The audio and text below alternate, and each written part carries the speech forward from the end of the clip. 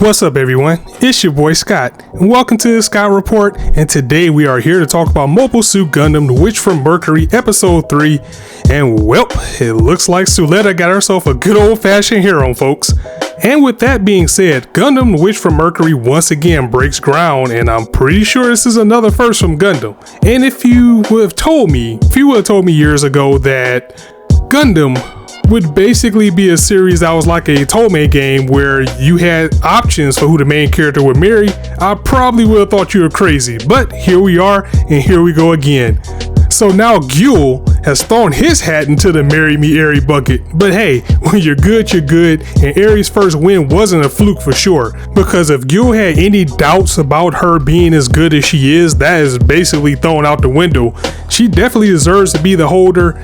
Even though she may have got out of this battle a little bit on the ropes, unlike how we saw the first week, still, it was a victory nonetheless. And after that win, our boy Guel was just smitten. I also like how Suletta kind of passively wrote him off like, oh, I'm fighting you? Whew, that's a relief because I beat you already. And he was like, what? Wait a minute. So you're writing me off? It was like, she's so passive in the way that she is. It was just kind of like, oh, I gotta fight this guy, then it's no problem. But at least now we can see that Guel's on the path that I kind of wanted to see him being on, because he was such a cool looking character that I would have hated for him to be like the most hated in the series.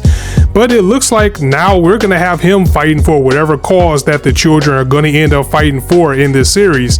He's just going to have to survive his father first and foremost, because we know he's not going to take that loss too well. And I'm pretty sure after losing not once but twice, that Guel's family is not going to be in a good position with the Barrett group. Guel went in though. He was a very capable pilot, and as we already seen, he was a holder before Eri came along. And if it was any other student that probably could have beat him from what we've seen so far, it maybe just would have been Eri. I think from how he managed to pilot in this episode, I think he probably is the ace before she came along. And also, you know, if you haven't seen Gundam in action before, Sunrise never spares any expenses when it comes to Gundam or when it comes to doing mech series. They're always going to put their hats forward, so I never need to go above and beyond to talk about the animation. It was just beautiful, it was clean, and the music was oh so good. Like when that opera singing kicks in when the battle heats up, it's going to be a favorite track of mine. I just like how it always hits at the right moment. I just absolutely love that. But one thing I do want to say is I refuse to admit that I was wrong about Lady Prospera being in the red suit. Guel was the pilot in this episode, yes, but this is a swerve and I'm sticking to it, especially since this guy's crashed up 2 suits already. The suit's called the Daribaldi, and it's very cool looking. Again, classic red, badass looking red suit, and it's by far not the last time we're going to see from it. I think we see a variation of it, if not the same one in the opening. I'll have to go back and take a look at it. We'll see the suit again. And as far as Guel, we got a lot of focus on him this episode. Like, he wasn't too thrilled with the decision-making technology that this machine runs off of. And he also feels that it was questioning his skills as a pilot, looking like you just had absolutely no faith in me, that you're just going to put me in a suit and let it steer itself. You don't trust that I'm good enough to win this battle. I mean, it's pride that he was dealing with, and that kind of calls back to the episode's title, which is Guel's pride. He also wasn't too fond of the cheat tactic that his fathers were using as well to make sure they win this battle. You know, Guel, he's coming off as a better character. I mean, the develop with him is a little bit quick, but I think with a little bit of help from his temper and his treatment of women, which is horrible, I think he'll end up being just a bro that we thought he would be. And I think he has all the characteristics of being a very good character later on. With that being said, the suit was loaned to him for this battle by Prospera for testing. Cue this suit being quote unquote stolen or something of that nature any day now. And it appears that the ability to use funnels, which were the pieces that's on Ariel's shield that split apart and become the individual things to attack, they're not like the UC Gundam. They're not controlled via the pilot's minds like they were in the older Gundam series. In fact, it doesn't even look like we have new types in this series, even though it's still early. I could be wrong about that. You know, new types were almost psychic people, and then with their abilities, they use their mind to control the funnels or the mechanical pieces that the shield shield becomes with the aerial, for example. But we saw that Guel was able to use it in his suit as well, so it looks like it's not like a characteristic for someone who's deemed special. Anybody who has the capability to actually use it, they can load it into their suits. Now, that's not to say that Suletta isn't going to be something special, or maybe even an aerial, or have some type of rare ability at some point. Not just yet. But what we do get this episode for Eri or Suletta is that we got a harem, folks. We got an old-fashioned harem, just like I said at the top of the video, that so far consists of Miorine, Guel, and Elan so far, throwing in their love for Eri. It's just like everybody just head over heels and want to marry her for some reason. So now we have these three. And then we could possibly get a love interest from the opposing side as well. And then we're just going to have a full party here, because after Guel loses the battle, he straight up proposes to Eri. And man, it's like first Gundam hits us with this being technically the first Yuri Gundam, and now we have Gundam that's a harem. Just two things in 3 episodes is just making a whole new way for Gundam, and I like to see it. But I also don't want to be that guy. I mean, I'm really enjoying the direction that the series is going, but we're 3 episodes in, and I am ready for us to start rolling up our sleeves and start gearing toward the battle between the opposing sides and start to learn more about what Delling is going against, who are going to be in these other mobile suits, and who's going to be the other side of the flag.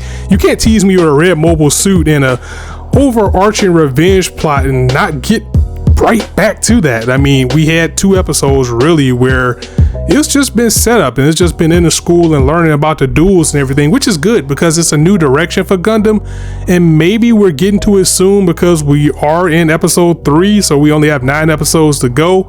Then it's gonna take a 4-month break, so I would hope that maybe the next episode things will start ramping up as far as what the bigger battle is gonna be. And again, it's not like it's a bad thing, I'm just anxious to see where this is all going. So with this episode, Suletta's duel has double stakes in it. She's not only fighting for herself not to be expelled for having a Gundam, but also for Miorine's right to marry whoever she chooses afterwards. Miorine made this challenge to her father, and basically their fates are in the hands of Suletta with this one. And Suletta, she really doesn't want a duel. I mean, for all intents and purposes, she's actually just wants to be a regular kid. She has a list of things that are pretty wholesome that she wants to accomplish. I mean, she laid out that, I just want to make friends, call them by nicknames, study, eat lunch on the roof, and go on dates. Pretty typical, right? But that might not necessarily be the case with her being from Mercury. This whole life is forced on her, all the while she really just wants to be a kid. And I feel these simple wants and needs would be the driving force for victory for her once everything starts to blow over and what we see coming up in the future. So I'll have my notepad ready to see how many things on her list she actually gets to check off. We don't know how big this list is either, as every time we look up is something else going. Like when she got Elan's phone number, that was another thing. She said, I want a number from someone. So the list is probably just going to keep growing. Who knows how long this list is. Again, they all seem like there's something for a simple kid that they will want. But who knows the type of life that Suletta lived when she's on Mars. One thing I did like about the episode, Suletta was like, if I get married, then I can't go on a date, and you're just gonna ruin everything for me. So that was a nice dynamic as well. I thought that was really funny.